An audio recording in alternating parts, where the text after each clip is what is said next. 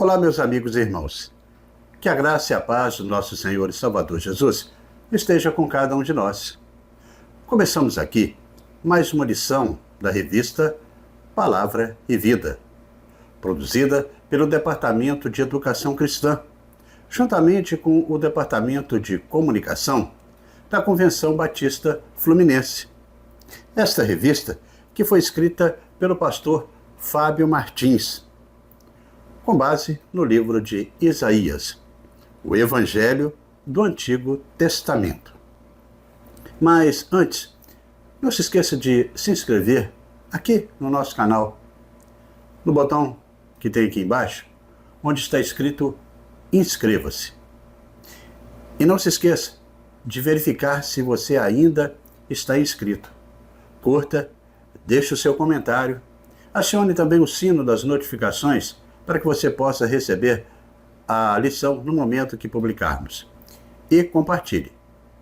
Toda semana nós estaremos publicando aqui uma nova lição para que possamos estudar juntos. A lição de hoje é a lição de número 10 e que traz o título Orgulho, Fé e Oração, e que tem o texto base nos capítulos de 36 até o 39 de Isaías, onde estaremos lendo apenas o versículo 1 do capítulo 36 para nossa introdução neste momento da nossa lição. E o texto, ele nos diz assim: No 14º ano do reinado de Ezequias, Senaqueribe, rei da Assíria, atacou todas as cidades fortificadas de Judá e se apossou delas. Bem, irmãos, o objetivo da lição que nós estaremos estudando nessa semana é o de retratar as crises vividas pelo rei Ezequias e como as suas experiências elas impactam na nossa vida no dia de hoje, destacando a importância da oração para lidar com os múltiplos desafios que a vida ela nos apresenta. Com o estudo de hoje dessa lição, nós poderemos também compreender como a fé em Deus fortaleceu Judá contra a ameaça do rei da Síria, Senaqueribe. Levará, com esse estudo, o reconhecimento do poder da oração e a resposta divina diante da doença de Ezequias. E assim nós poderemos refletir sobre o perigo do orgulho e as suas consequências na liderança do rei de Judá. Mas antes, no entanto, eu quero aqui agradecer a todos os irmãos que têm aí enviado para nós mensagens de todo o Brasil, e não somente da área aqui da Convenção Batista Fluminense. Em especial, eu quero aqui mandar o meu abraço para a Neia Alves de Oliveira Rosa. Ela é membro da Igreja Batista do bairro Matadouro, que fica na cidade de Itaperuna, no noroeste fluminense. Um abraço aqui para o pastor Fagner Dias e todos os irmãos daquela querida e amada igreja.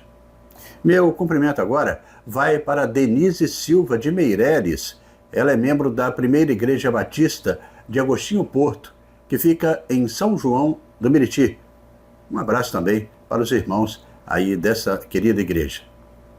Meu abraço agora vai para a Dilza Siqueira Leite Suete. Ela é da Segunda Igreja Batista em São João do Paraíso, fica lá em Cambuci, no noroeste fluminense. Meu abraço também para o pastor Anderson Navarro e todos os irmãos daquela querida igreja. Meu abraço agora vai para a Eliana Leonel Mateus. Ela que também sempre tem aqui nos acompanhado nos estudos das nossas lições. Não esqueça, quando você mandar aqui para nós o seu recado, você coloque aí de onde você é, qual igreja que você pertence. Também, isso é importante para que a gente possa aqui mandar um abraço completo para vocês. E também de se inscrever no nosso canal e verificar se ainda está inscrito. Muita gente participa aqui, assiste as nossas lições, mas não se inscreve. Escreva aí, ok? Bem, irmãos, na lição de hoje, veremos que os capítulos 36 até o 39 de Isaías funcionam como se fosse uma dobradiça dentro do livro. Ou seja, ele liga o conteúdo antecedente com aquele que está por vir. Aprendemos com a palavra de Deus em Provérbios, no capítulo 16, no versículo 18, que o orgulho ele vem antes da destruição e o espírito altivo antes da queda. Nesse trecho final aí da primeira parte de Isaías, que é um trecho histórico, ele vai retratar sobre a ameaça que Senaqueribe, o rei da Assíria, infligia contra Judá, e especialmente sobre a cidade de Jerusalém. É bom lembrarmos do contexto histórico deste período, quando o poderio assírio ele era o maior e mais forte daquele tempo no mundo. E a Assíria, através do seu grande monarca, o rei Senaqueribe, não só ameaçou, mas tentou conquistar a cidade de Jerusalém, a capital do Reino do Sul, a capital de Judá. E este texto, ele é um dos mais importantes do Antigo Testamento, tanto que ele é mencionado lá no segundo livro dos Reis e também no segundo livro de Crônicas.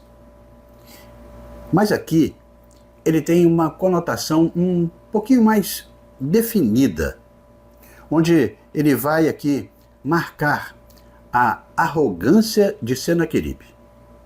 O texto de Isaías, do capítulo 36 até o capítulo 39, ele separa e conecta as profecias relacionadas ao período assírio, que vai do capítulo 1 até o capítulo 35, como já estudamos, e aquelas relacionadas ao período babilônico, que vai do capítulo 40 ao 66, que nós estudaríamos posteriormente. Ao voltarmos um pouco, como dissemos, nós encontramos os capítulos de 2 Crônicas, de 29 até o 32, e também do segundo livro dos Reis, do capítulo 18 ao 20, os quais contam a história do rei Ezequias. Ele foi o 13º rei de Judá e governou aproximadamente de 715 a 686 a.C. É conhecido por seu esforço para afastar o povo da idolatria e também restaurar a adoração ao Deus de Israel. Ezequias ele enfrentou 3 crises em um curto espaço de tempo. Uma crise internacional, que foi a invasão do exército assírio, uma crise pessoal, que foi uma doença que o levou à beira da morte, e uma crise nacional, com a visita dos enviados da Babilônia a Judá. Ele venceu 2, mas, infelizmente, tropeçou em outra.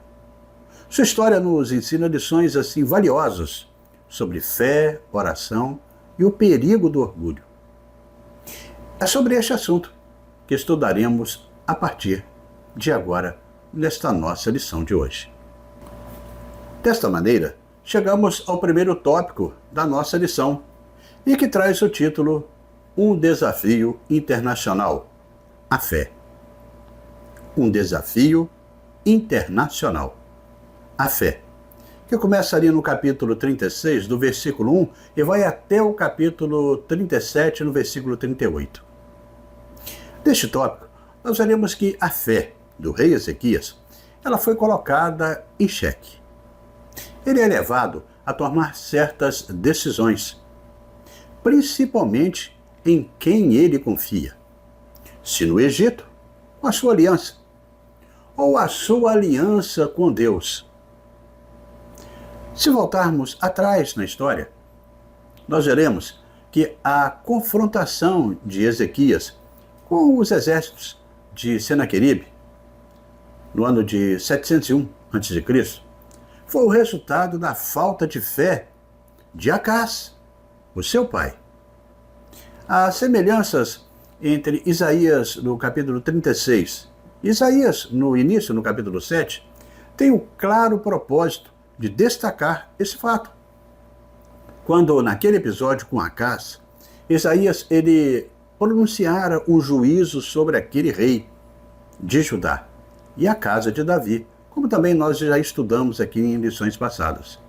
É também o lugar em que a Síria humilha de novo Judá. O juízo que Isaías profetizara havia chegado e Yahvé milagrosamente libertou o seu remanescente fiel, de acordo com os capítulos 36 e 37. Em cumprimento às suas promessas, Senaqueribe estava confiante demais e até zomba da fé de Ezequias, ao dizer qual Deus iria livrar o povo de Judá. O rei da Síria deu exemplo do que já tinha ocorrido no Reino do Norte, onde suas terras e cidades tinham sido tomadas e que as divindades daquela nação não a livrou da derrota. Mas a resposta de Ezequias àquelas ameaças foi entregar a situação nas mãos do Senhor. Mas isso após ouvir os conselhos do profeta Isaías. Assim, Senaqueribe, que governou de 704 a 681 a.C., o rei da Síria, atacou Ezequias, que governou até 698 a.C., rei de Judá, quando este se recusou a pagar os tributos, como registra aí o segundo livro dos Reis, no capítulo 18, no versículo 7. Depois de Senaqueribe ter derrotado as cidades fortificadas de Judá, Ezequias ofereceu até entregar-se e pagar qualquer penalidade que Senaqueribe estivesse impondo àquela nação. O segundo livro dos Reis, no capítulo 18, do versículo 13 até o 16, assim registra. Mas Senaqueribe decidiu que continuaria avançando até tomar a capital Jerusalém. Inicialmente, Ezequias colocara então a sua confiança no apoio egípcio, conforme destaca Isaías 36, do versículo 4 até o 6. Mas isso mudaria.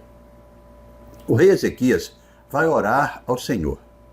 E em Isaías 37, do versículo 14 até o 20, nós podemos ver o registro quando ele roga por intervenção divina, buscando no Senhor a direção e a proteção. Ezequias, ele faz uma análise e nota que é verdade, que os reis assírios, eles fizeram de todas as nações por onde passaram, nos seus territórios, um deserto. Eles atiraram os deuses daquelas nações no fogo, destruíram tudo que tinha pela frente. Todo mundo sabia dessa história, todo mundo sabia do que tinha acontecido por onde Senaqueribe passava. Agora era a hora de Ezequias demonstrar a sua fé ao Senhor nosso Deus. Ele clama pelo socorro divino, quando diz: salva-nos das mãos de Senaqueribe.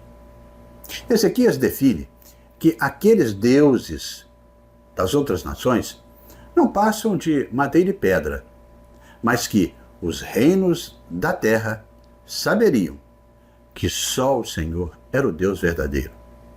Ele então reconhece a soberania de Deus face à força do exército estrangeiro de Senaqueribe. Ele reconhece que somente Deus pode salvar a nação de Judá e que a confiança nas forças humanas é insuficiente para tal. A resiliência de Ezequias não lhe permite o desespero diante de uma difícil situação. Neste caso, em estudo, Deus lhe responde com uma promessa de livramento, o que demonstra, é claro, como a fé genuína ela é recompensada e que Deus ele é fiel às suas promessas, sabendo que circunstâncias ameaçadoras são realidade na vida de todos nós. Não se pode esquecer, no entanto, que o Senhor ele é capaz de transformar muitas situações, inclusive desesperadoras, em oportunidades de livramento, como demonstrado em diversas histórias bíblicas que nós podemos, assim, aqui no nosso canal estudar. O clamor do justo evidencia a sua necessidade, mas, sobretudo, sua dependência na fidelidade a Deus. Como disse o salmista, ele me invocará, e eu lhe responderei na sua angústia. Eu estarei com ele.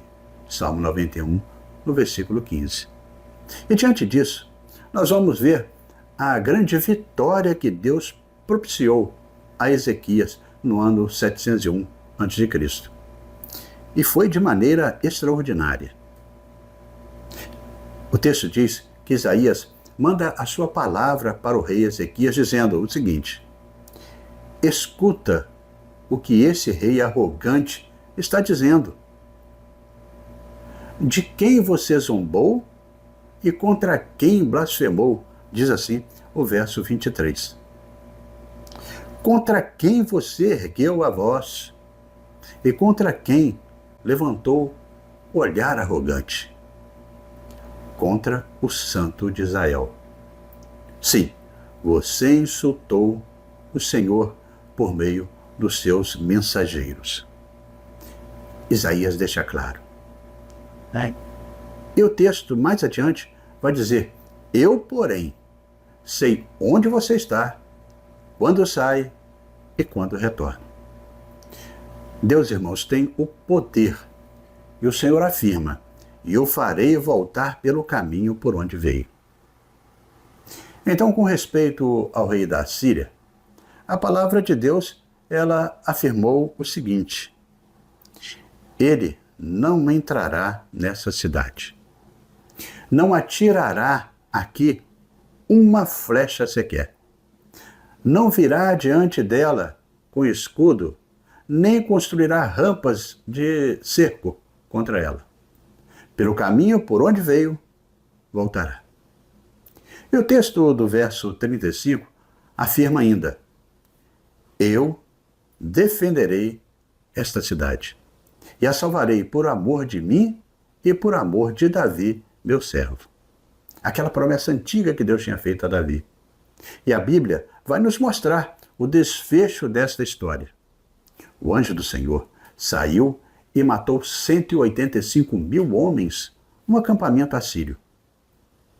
Quando o povo se levantou na manhã seguinte, só havia cadáveres.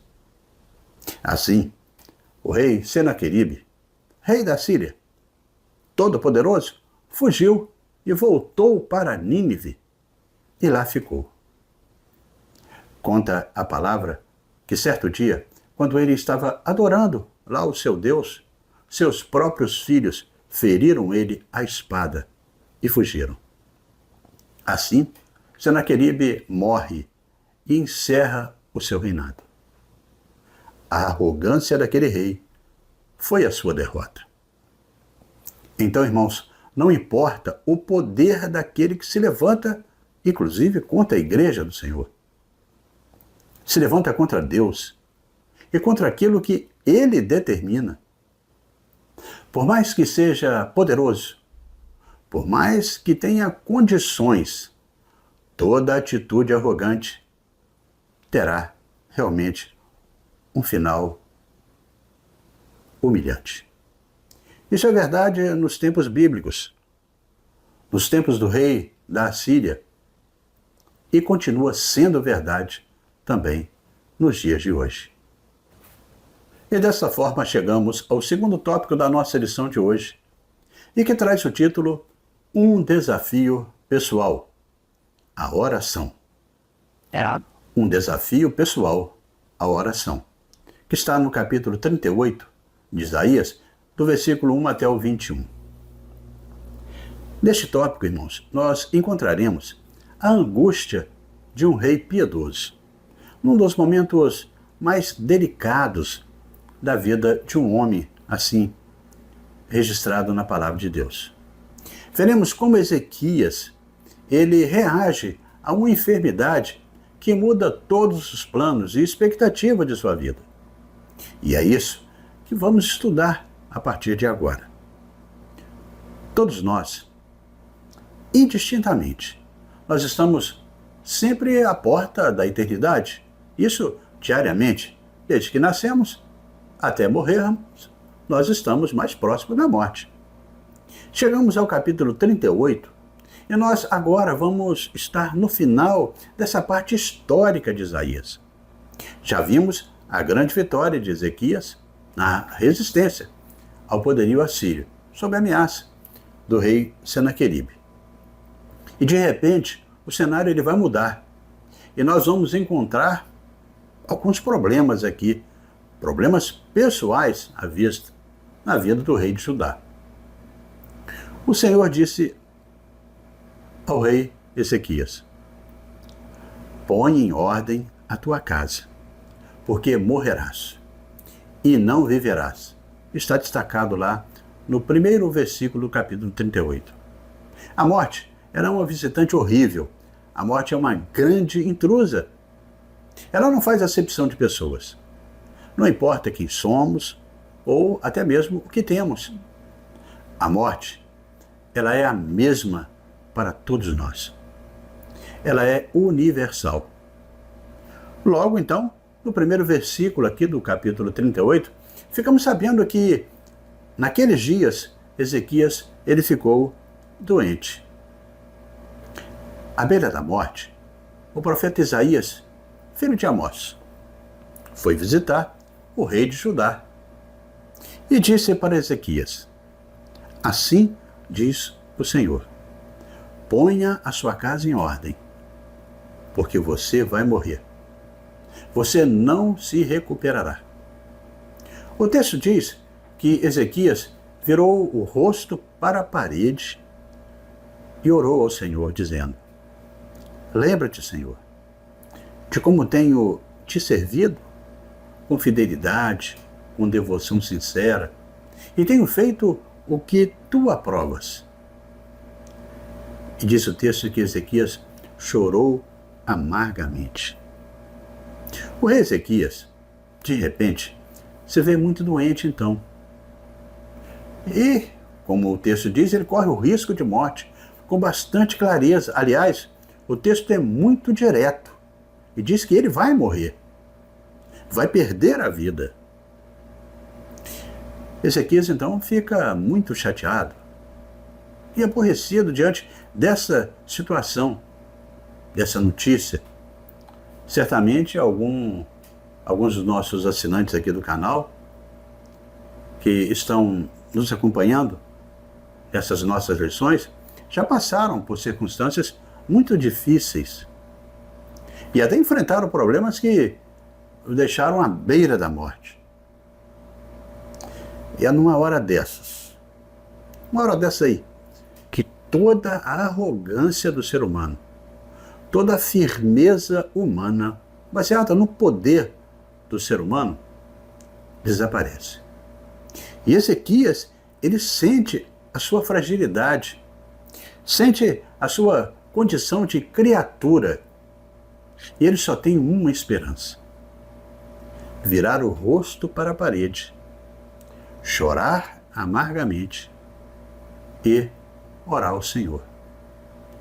Ele pede ao Senhor que Deus tenha misericórdia da sua situação.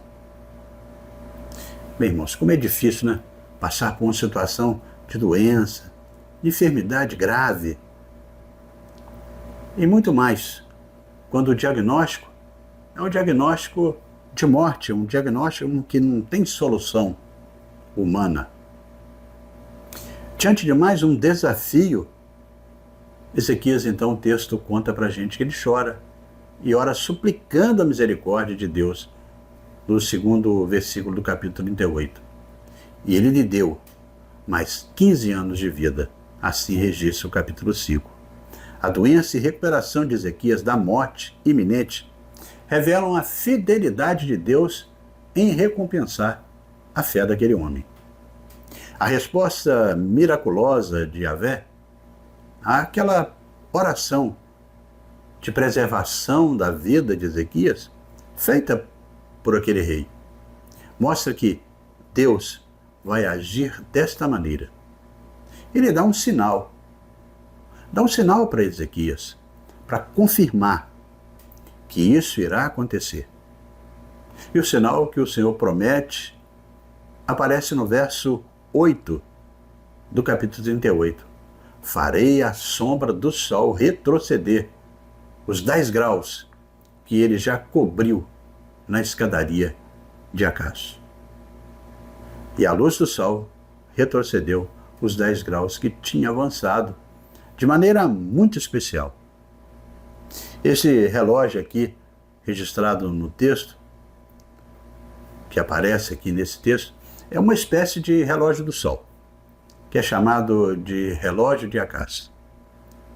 E há uma ação especial e poderosa e milagrosa da parte de Deus nessa situação. Alguns estudiosos, inclusive, discutem se isso é uma coisa no Sol ou se é apenas um fenômeno óptico que atingiu aquela sombra. Mas, de qualquer maneira, Deus está dizendo para Ezequias que ele garante a vida daquele rei de modo mais longo, de modo então que a luz do sol retrocedeu os 10 graus que tinha avançado. Se Deus pode retroceder a luz do sol, o que é a vida para ele? Depois de recuperar-se da doença, Ezequias escreveu o seguinte no texto que podemos ler na NVI, a partir do verso de número 10. Eu disse: no vigor da minha vida, eu tenho que passar pelas portas da sepultura e ser roubado do restante dos meus anos. Eu disse: não tornarei a ver o Senhor na terra dos viventes. Não olharei mais para a humanidade, nem estarei mais com os que habitam neste mundo. Ezequias, então, ele expressa toda a sua dor nesse texto, todo o seu sofrimento. Ele diz que, o texto aqui, ele gemeu como uma pomba chorosa. Assim como muitas vezes, né, meus irmãos, nós passamos, inclusive, por momentos semelhantes. E às vezes a gente fica até pensativo, achando como é. Por que que Deus permite que eu passe por uma situação dessa? Mas veja com o próprio exemplo aqui de Ezequias. Exatamente numa hora dessas é que cai a nossa ficha. Cai a ficha para a gente. E que a gente descobre a verdade de que nós temos muitas limitações e que toda arrogância e autossuficiência humana não subsistem. Ezequias, o grande rei vitorioso. Aliás, é muito provável que Deus permitiu até que toda essa situação para que Ezequias não ficasse muito orgulhoso, porque ele tinha que sim acabado de vencer e humilhar Senaqueribe, o rei mais poderoso do mundo daquela época. Quando a gente olha para esse texto, a compreensão do propósito de Deus em tudo isso merece destaque. Como diz o texto, né? Eis que foi para a minha paz que tive grande amargura. Versículo 18 do capítulo 38. Assim, finaliza Ezequias com a sua palavra. E assim chegamos ao terceiro tópico da nossa lição, e que traz o título Um Desafio Nacional. O orgulho. Um desafio nacional, o orgulho. Está no capítulo 39 de Isaías, do versículo 1 até o 7. Neste tópico, nós veremos que, após a recuperação e a promessa de que Ezequias ganharia mais 15 anos de vida, o rei de Judá ele vai cair em tentação. E é bom a gente definir tentação e provação. No livro de Tiago, no capítulo 1, no versículo 12 até o 14, diz o seguinte: Feliz é o homem que persevera na provação, porque depois da aprovação receberá a coroa da vida que Deus prometeu aos que o amam. No versículo 13 desse capítulo de Tiago diz: Quando alguém for tentado, jamais deverá dizer, estou sendo tentado por Deus. Pois Deus não pode ser tentado pelo mal, e a ninguém tenta. No versículo 14, assim diz: Cada um, porém, é tentado pela própria cobiça, sendo por esta arrastado e seduzido.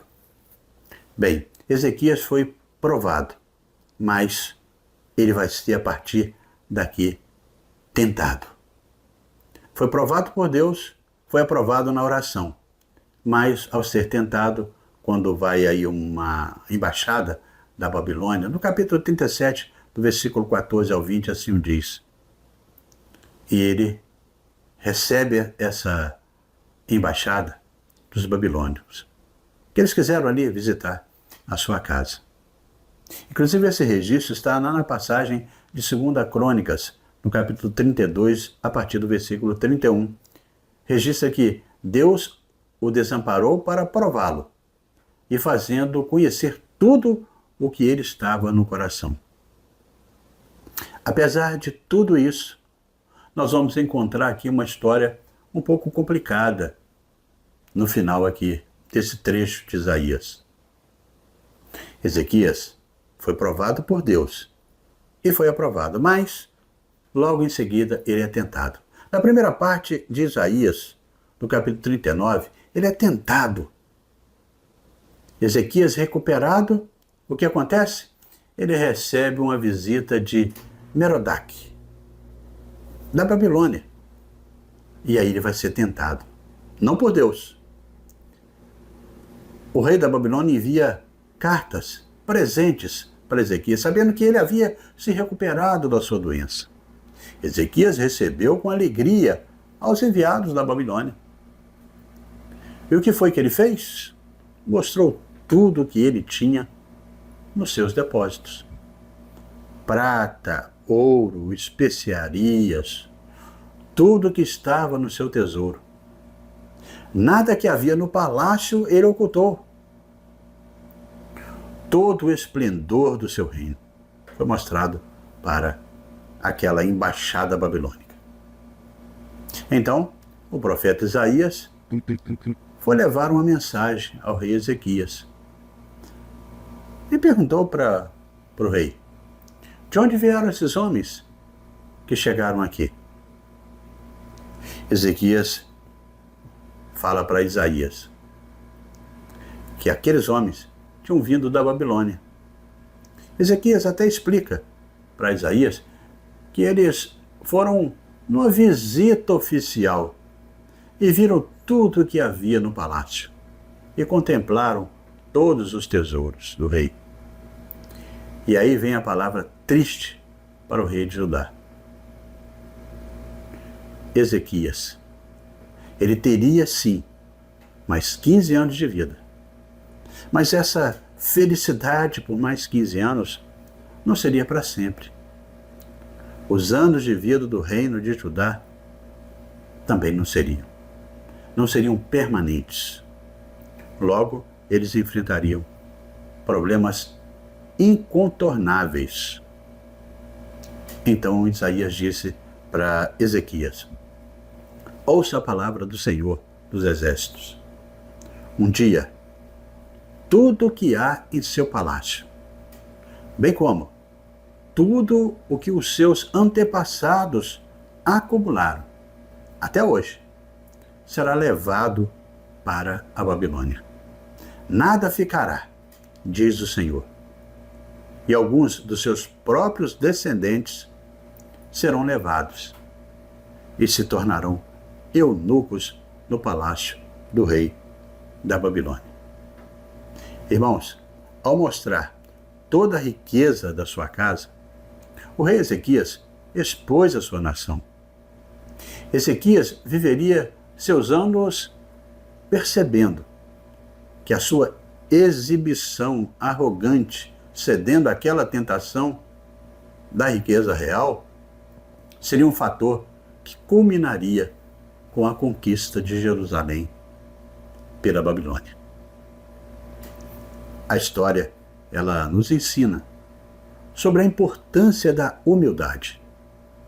E também, junto com a humildade, a cautela em relação às nossas autoimagens e ao desejo de impressionar os outros. Nosso coração é por demais enganoso. E ações impensadas, elas podem, inclusive, comprometer tudo e todos que estão ao nosso redor. O episódio aqui com Ezequias revela ainda a necessidade de depender de Deus, em vez de confiar em alianças políticas ou em bens materiais. O passado do reino de Judá já ensinava que alianças externas eram nocivas e prejudiciais, e que apenas o Senhor Deus, nele havia segurança. E neste caminhar chegamos à conclusão desta 10ª lição deste primeiro trimestre da revista Palavra e Vida. Aqui nessa lição de hoje, nós vimos que os capítulos de 36 até o capítulo 39, eles concluem uma seção relativa à Síria e a questão da confiança de que a presença daquelas nações possuiria as fronteiras de Judá, que demonstram que não é necessário que alguém renuncie à dependência de Deus e se volte para as potências humanas, a fim de sobreviver, de perseverar.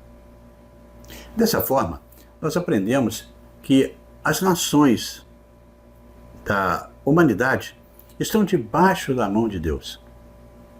Deus é seu líder máximo. E aqueles que confiam em Deus realmente não precisam dobrar-se diante dessas nações. Nós vimos também, irmãos, que Ezequias, uma vez mais, se vê desamparado. Dessa vez, diante de uma enfermidade. Ezequias, mais uma vez, se volta para Deus e é restaurado. Ezequias tem a oportunidade de dar glória a Deus, inclusive na presença de pessoas de outras nações, nesse caso, da Babilônia. Porém, em vez disso, ele se converte em presa fácil da tentação, para desfilar a sua própria glória, com o resultado de que se anunciaria ali o cativeiro iminente sobre o poder da Babilônia. Os 39 capítulos que estudamos até aqui apresentam uma mensagem poderosa sobre o julgamento e a esperança para o povo de Judá.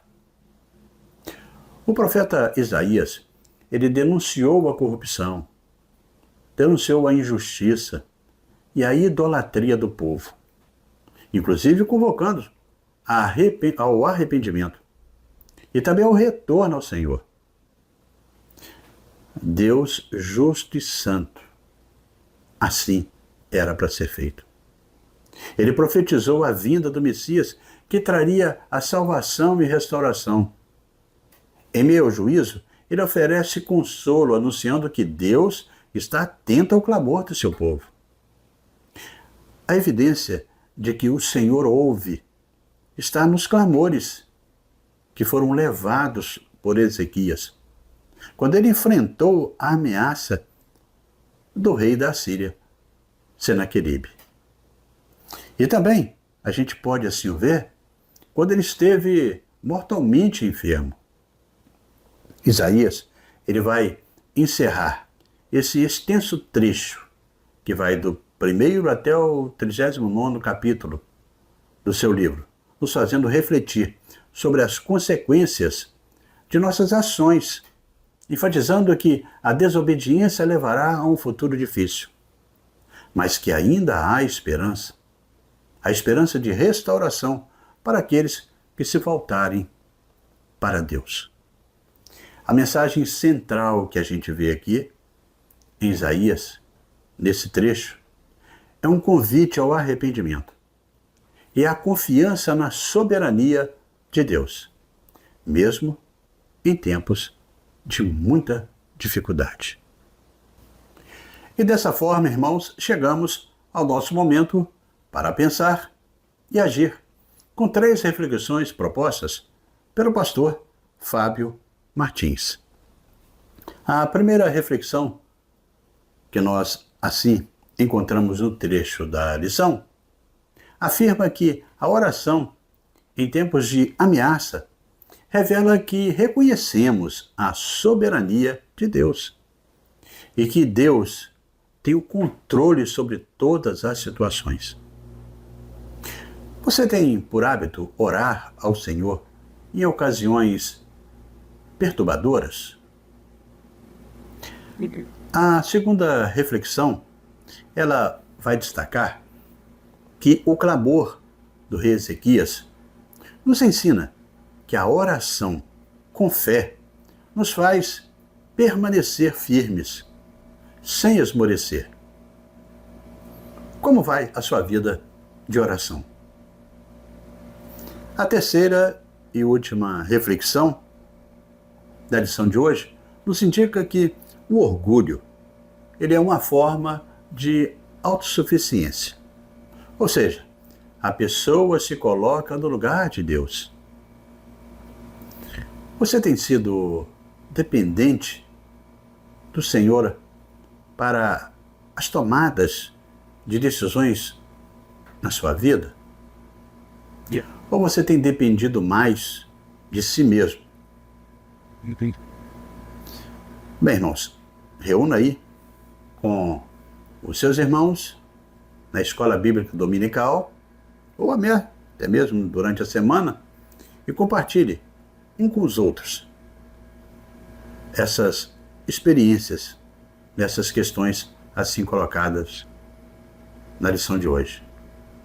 Bem, assim, hoje nós estudamos aqui no nosso canal o capítulo 36 até o 39 de Isaías, com o tema Orgulho, Fé e Oração.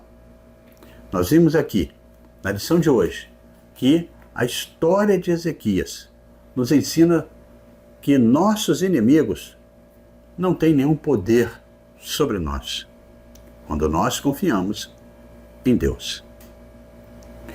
Mas uma coisa também aprendemos na lição de hoje, nesse nosso estudo aqui, que nós devemos crer no agir de Deus, através da nossa súplica, através da nossa oração, mas que ao mesmo tempo devemos permanecer sempre em humildade e também vigilância contra as astutas ciladas do inimigo,